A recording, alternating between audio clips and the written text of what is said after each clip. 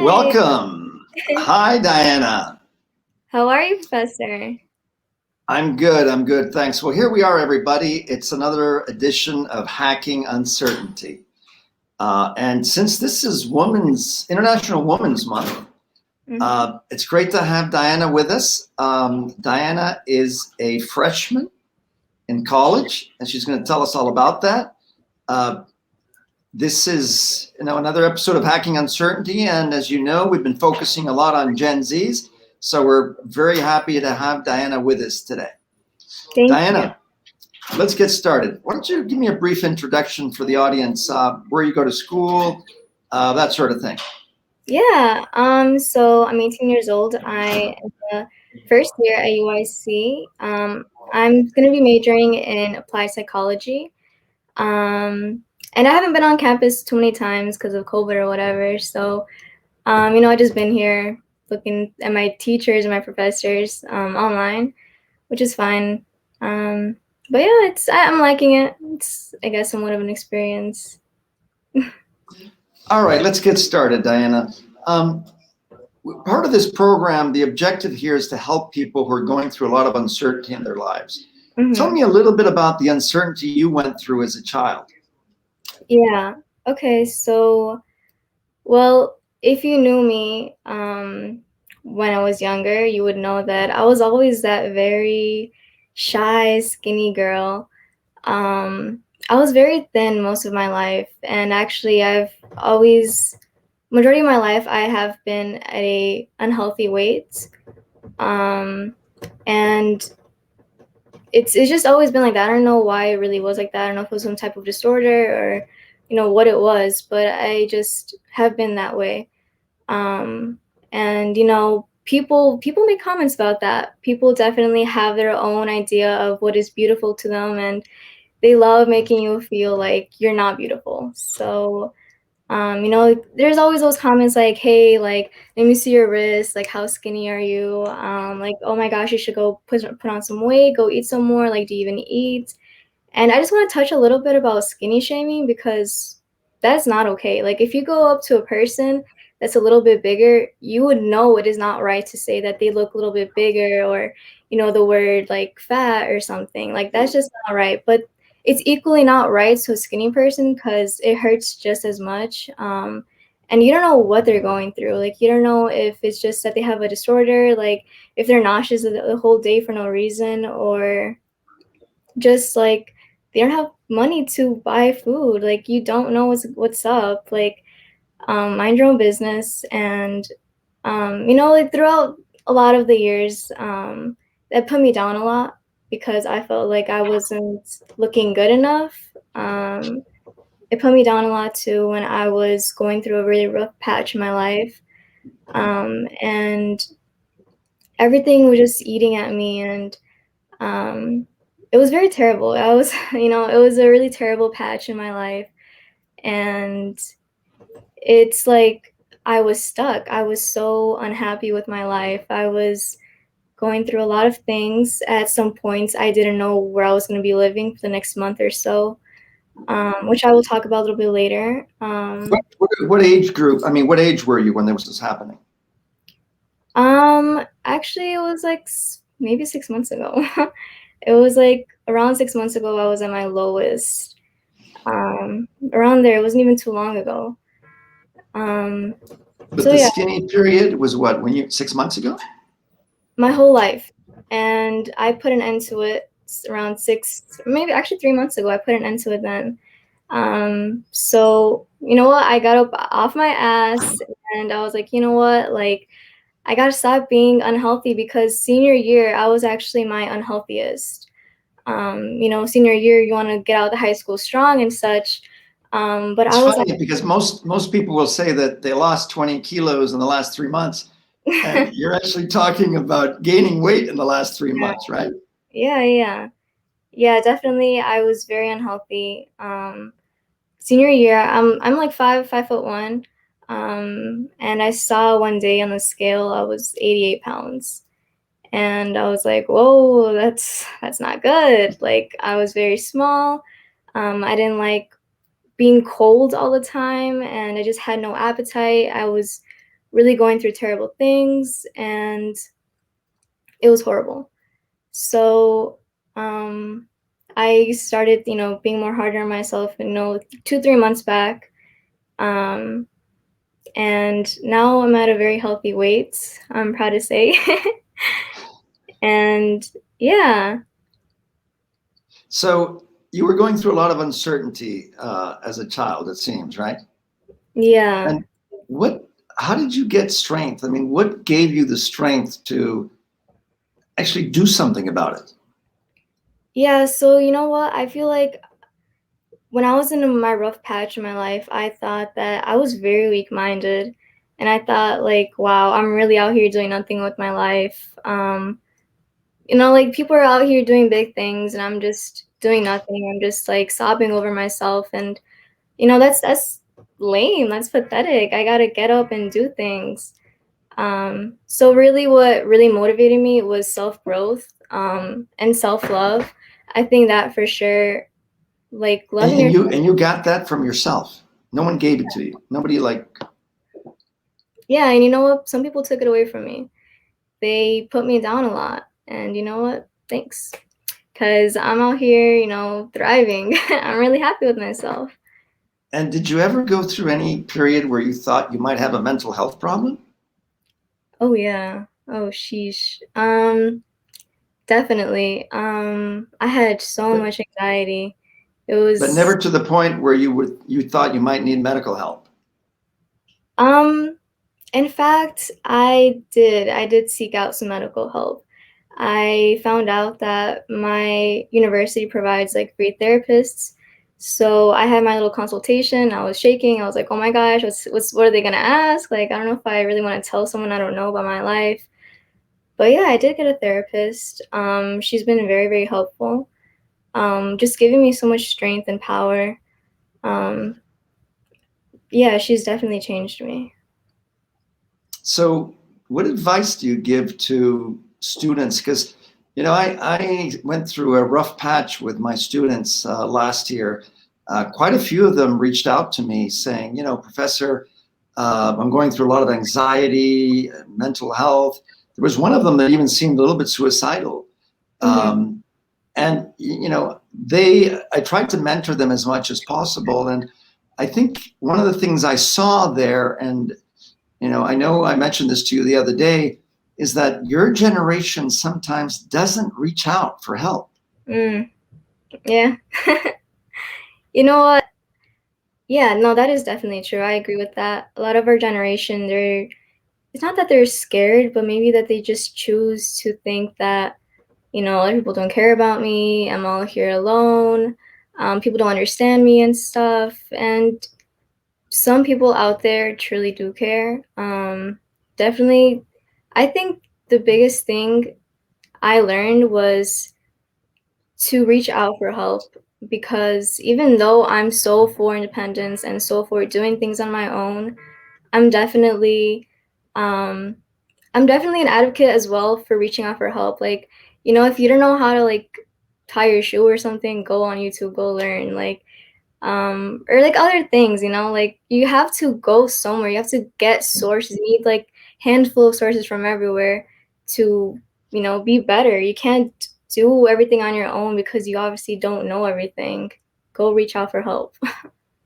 So, how did you get involved with Upkey? And the reason, just for the audience to know, I got involved with Upkey because IE Business School, IE University, we're doing their entrepreneurship programs, and Upkey is this virtual internship where thousands of students join for Hmm. 7 weeks, right? And they're in a way they're giving an upgrade with leadership, entrepreneurship classes, and all those sorts of things. How did you find Upkey? Yeah, so I was just on LinkedIn. I was just, chilling on LinkedIn, and I see like messages from people. And at this point, I was just, trying to grow my connections and get really connected with them and see like what we have to offer with each other.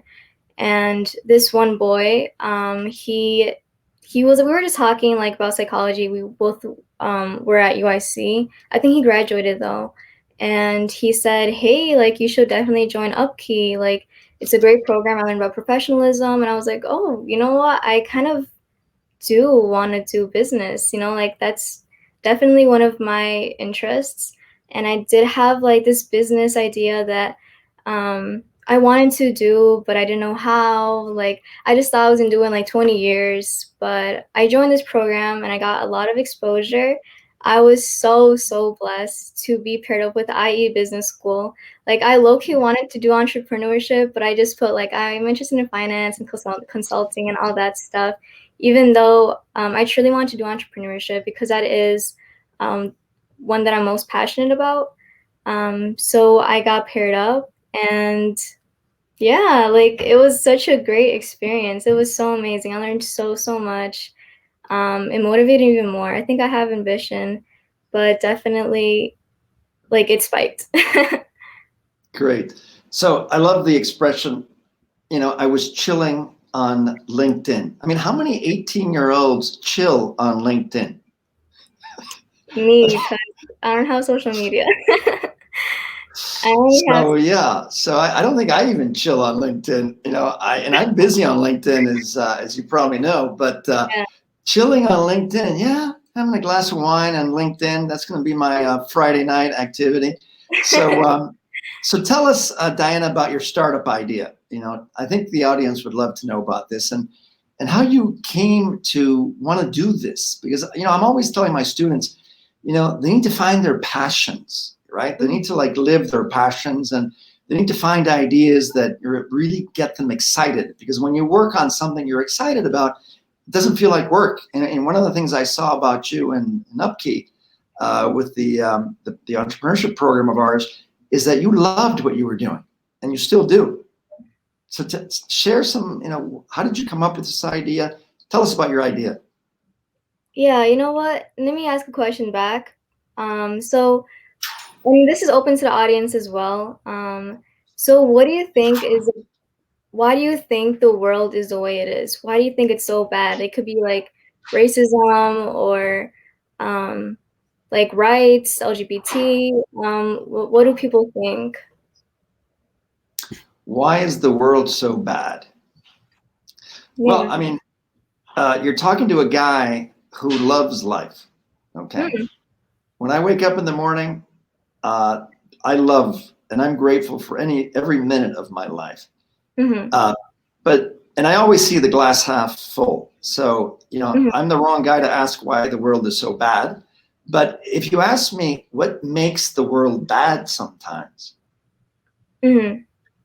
okay, probably because people sometimes they don't know right from wrong, maybe, or they're just, we all think differently many times.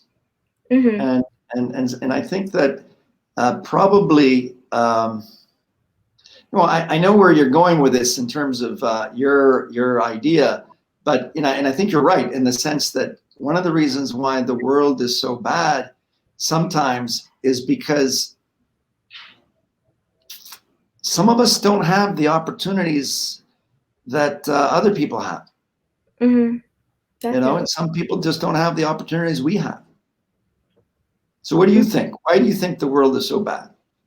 Yeah, so I guess like I always think about it a lot. Someone said lack of knowledge and understanding slash empathy. Um, Not everyone is open-minded, okay? Yeah, definitely. I think these are all true. And I think the reason why the world is bad or why it is the way it is, why people are just disrespectful and all these things, I think that it's because of parents. Parents are uneducated. Parents, they don't raise their child in the right way where they grow up to be respectful, to be independent, to have self-love. Um, like I think parents is a big issue. Some of them just, want to play around, suddenly they're pregnant and have a child to raise that they didn't intend to have in the first place. Or others might be going through some psychological disorders and they put all their abuse towards the child, and it's terrible. It's the statistics are disgusting. all these child abuse reports actually made every 10 seconds. Like, imagine the ones that aren't reported. So it's definitely the parents. All right. So you heard it here first, parents. It's your fault that the world is sometimes bad or so bad. So what are we going to do about this, Diana? How are we going to make parents better? All right, so we're going to educate them. We're going to educate them to raise a child in the healthiest way psychologically, to become valuable members of the society and to be good people overall. Like, no one wants to like be be with a Karen or be with I don't know if you know what a Karen is. No, what is it, Karen? So Karen, they have a specific haircut. It's typically a woman, or it could be a man too. They make nasty comments, unnecessary comments, um, and they're just there to get in the way of people. So yeah, we don't want to see Karens. We don't want to see racist people or people who are just so close-minded. They don't want to deal with others and their differences. So my idea originally was to have some sort of platform where we educate these parents, where there's specific courses to take. So even before pregnancy, a woman can start taking these courses to know what's coming up for their child. And during pregnancy, there's also going to be some courses so that a woman or a father that so that they know like what to expect during pregnancy, like how these trimesters are going to be like, or the after, or what's going on. And then the after birth, they will be educated on how they should raise a child correctly, what they should be teaching them, and like what psychological impacts they put on them, because that's very, very important. Like, if you're not with your child like every day and stuff, definitely it's going to impact them later. If they're going through a But divorce. but isn't that the big challenge today? I mean, you just said if you're not with your child every day, Mhm. we're living in a society where everybody wants more money, and more money means that the father can't stay home or the mother can't stay home, or they don't want to stay home because they want more money. It's tough, right? It's tough with society today, and we have a lot of single parents out there as well. That and I suppose you're going to help the single parents as well, right? Yeah, yeah, definitely. I believe that single mothers definitely do need that support because whether they were just, fooling around, they got pregnant and, the baby daddy decided to leave, or, the spouse just isn't there for them. For whatever reason, I think that single mothers are very vulnerable and they do deserve the support that they need. They can't just, learn to be a parent out of nowhere. Like, what if their parents were, like, very unsupportive of them having a child at such a young age? So we need to give these resources to people and to really help them be educated because maybe they want to be educated, they just don't know how. So you want to attack the problem at the root before people start having kids, Yeah. and give them and start educating them. Mm-hmm. So why did you come up with this idea? I mean, when one of the things I like to tell my students is, all right, if I was an investor and you Mm-hmm. told me this was your idea, I'd always be asking you, why are you doing this? Because if you were only doing it for the money and I gave you $100,000, when you ran out of money, you'd probably quit. But I can see you're passionate about this idea. So why are you doing this? Is there a personal reason, a personal story, or is there a reason why you decided this is what I want to do in my life? Yeah, so firstly, I love kids. I love kids so much. I think they're the innocence of this world. They're so adorable. I love that you can mold them to be like the person that you want them to be, or that their greatest version of themselves. But on top of everything, I think that myself, I went through a lot of childhood things, and I feel like I could have definitely done better. There could have been a better version of me out there when I was a child. Um, I went through a lot as a child, so um, definitely I think that I don't want other people to go through what, I went through, or even worse, what other people are going through, or what they did go through when they were a child. It's definitely very scary when you're very young and you don't know, what the world is outside. You don't know who to go to. So yeah. Yeah. But what do you say to people that tell you that, at the end of the day, we all go through difficult times, but we learn from these things. And, no matter what you went through as a child, if you can get on your feet and like get it at some point in your life, it's never too late Yeah. because you can have an impact on others. Mhm. And I Yeah. think that's what you want to do with this idea, right? Yes, I think anyone can change, like, just because you had a bad upbringing, or, at some point you were in poverty or you were homeless, like, you can always turn around, like, turn your life around. Like, you have to be the person, that has a confidence, that has the strength and ambition to really put yourself out there and be that better person.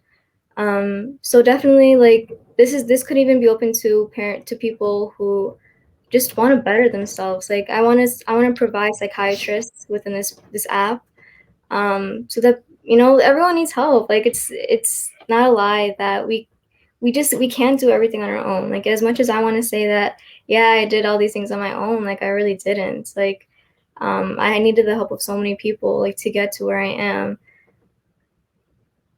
So, I mean, right now, I think you're doing great. You're 18 years old, you're a freshman in college studying psychology, and you're happy studying psychology, right? You enjoy that. Yeah, yeah, I'm definitely the happiest I've been in my life right now. I want to say that I'm thriving. Um, and I'm just very happy with how things, I guess, how I want to say that they did fall in place for me, but at the same time, I worked for them. Like, I was not just curled up in my bed doing nothing. I put myself out there.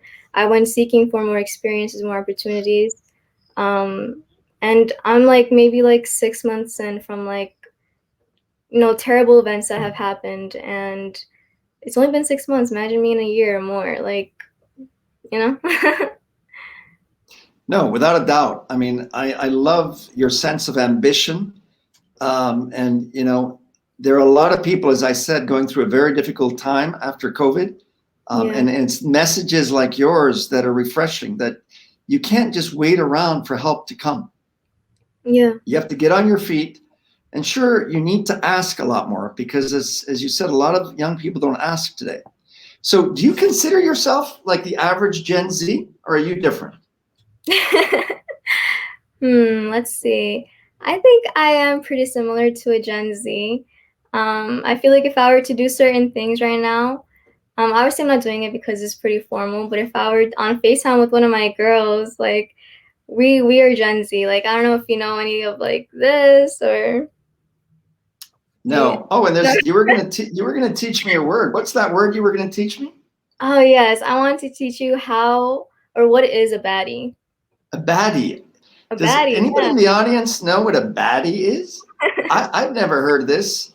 And my students, a lot of them tell me that I'm really a millennial trapped in the body of a baby boomer.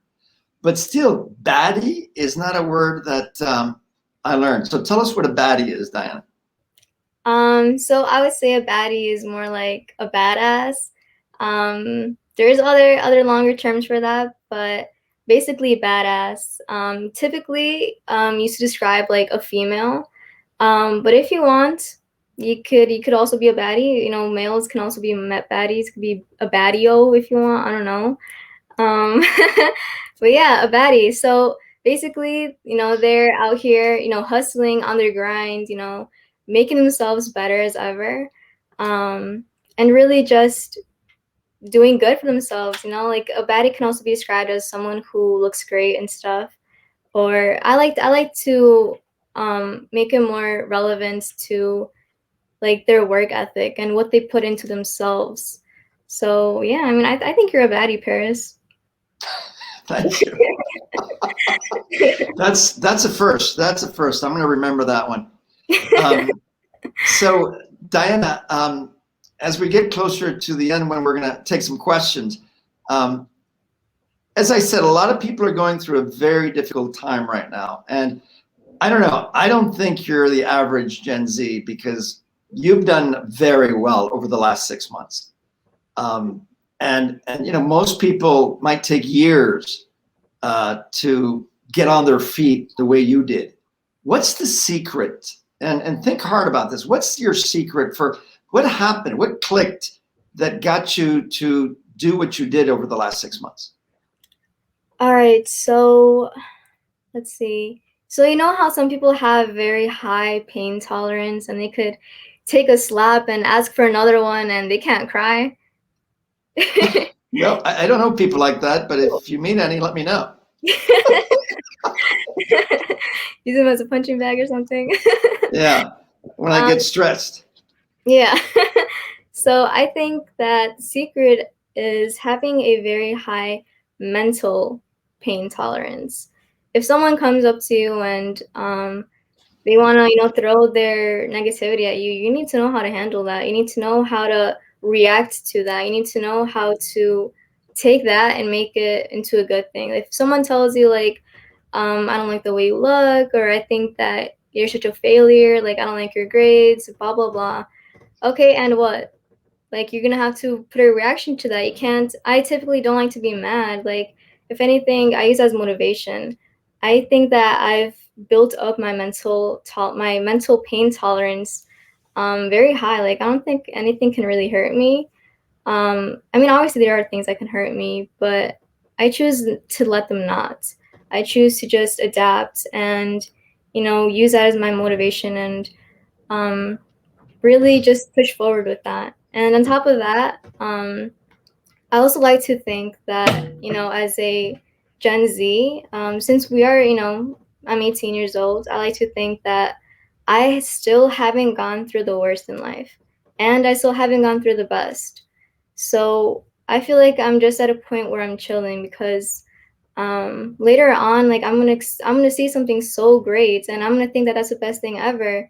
But a few years later, like something better is gonna come up, and in between these moments, something very terrible is gonna happen. I'm gonna think that it's a, worst thing of my life, and it's been putting me down, and it's killing me. But there's worse to come, and there's also like the best to come too. Like you can't just be in your bed, like thinking, oh my gosh, the worst day, like the worst time of my life. Like, no, like, you're 18 or something. Like, get up and, go do something about it. You're not gonna get better doing nothing. So, So yeah, you have to control your mental pain, is what you're saying. yeah, yeah. And your pain tolerance has got to be high, and you have to manage that. Mm-hmm. Would you consider yourself a very emotional person? Oh, yeah. I think that I am very emotional. Um, Can you I think, manage your emotions? yeah, yeah, most definitely. I think that I can control my emotions very well. um I can like burst out crying like out of like a little thing, but it's not that I don't show people, it's that I can control myself and like I can take myself in and be like, okay, like relax. Like it's okay. I know how to control my anger too. Oh my gosh, I used to be a very angry person. um but now it's we're all good. So tell me, you know, we like to say in one of my projects that deals with uncertainty, we like to say that our ability to deal with uncertainty is like a muscle that you need to stretch it. And the more you stretch it, the more comfortable you are with uncertainty. Would you agree with that?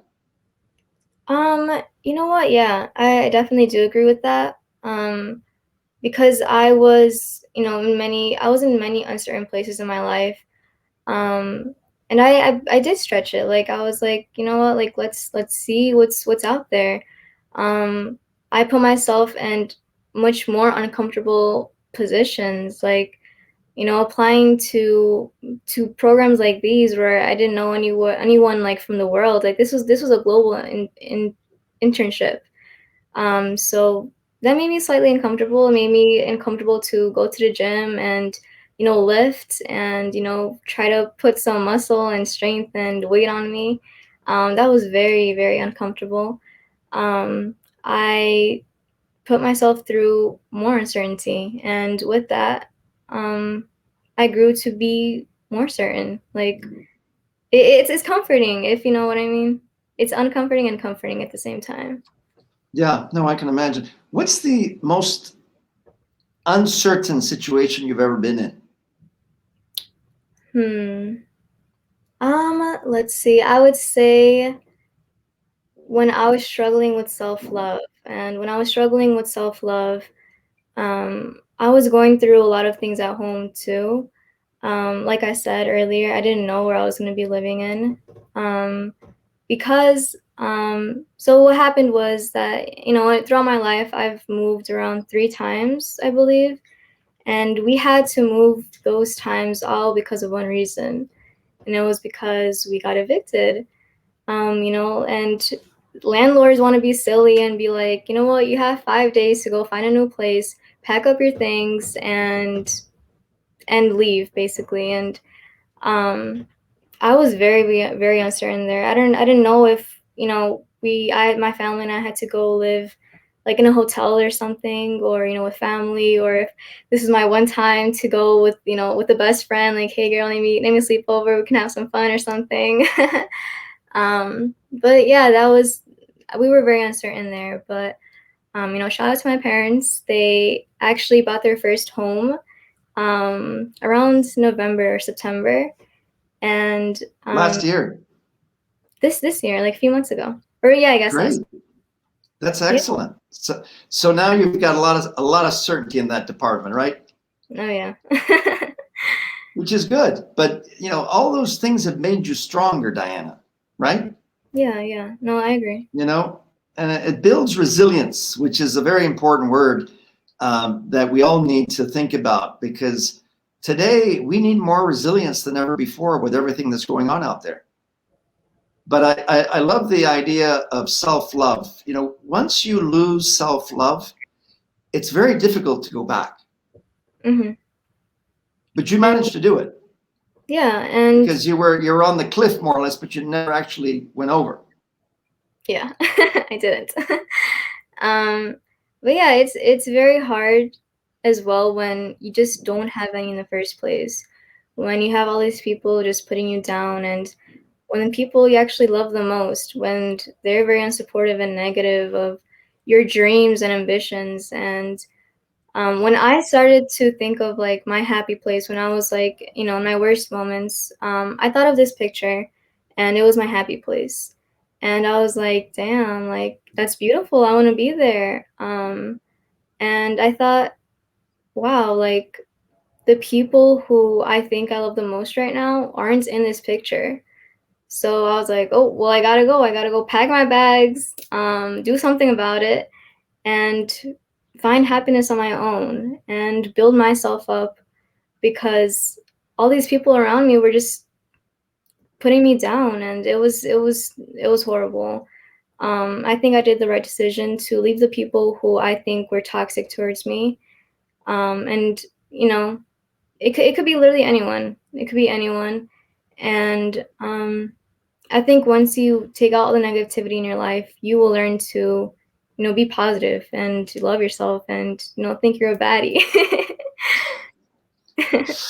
Yeah, I know exactly what you mean. One of the most recent interviews we did on here, uh, I mentioned that we need to spend time with people that celebrate us, Yeah. not with people that tolerate us. Mhm.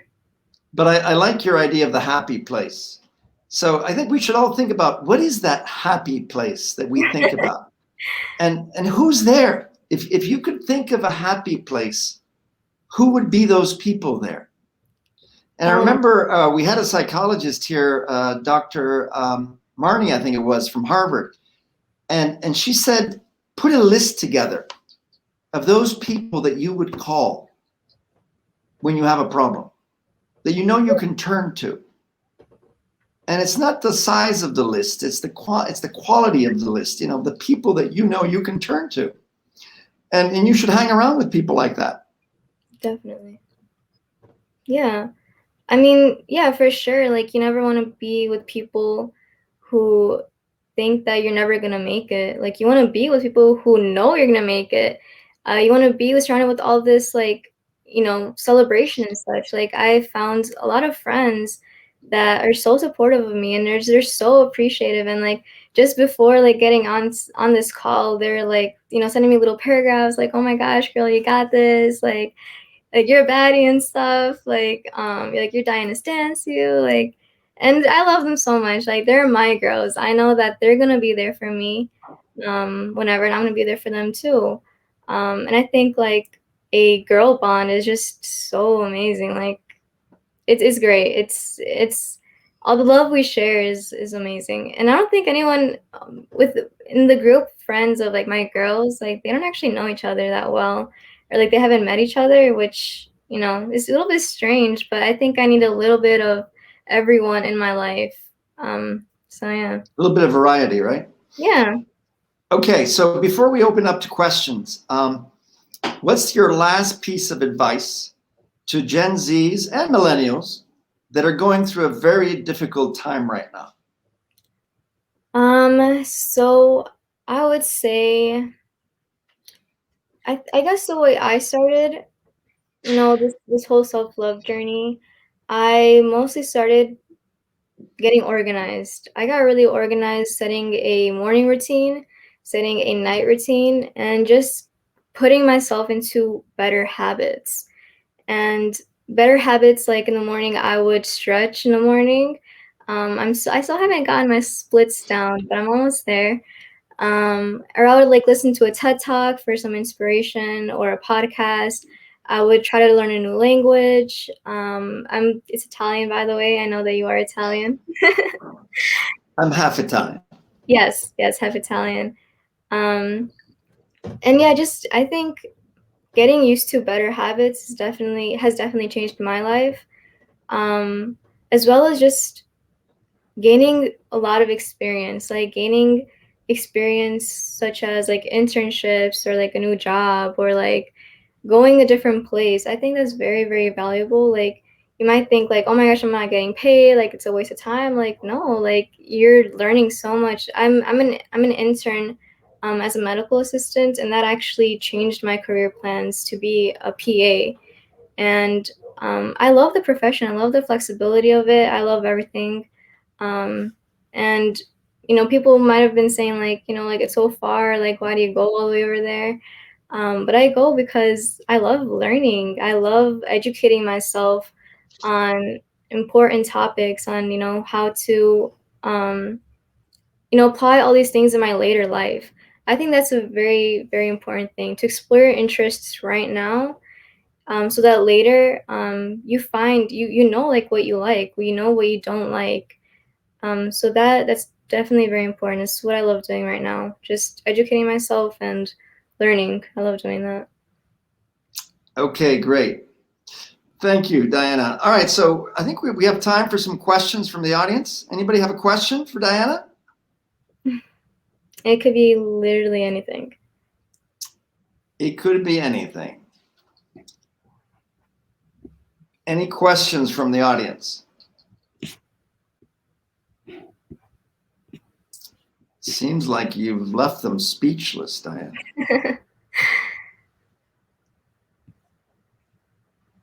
All right, this is from Anna. What are the next steps in your academic career life?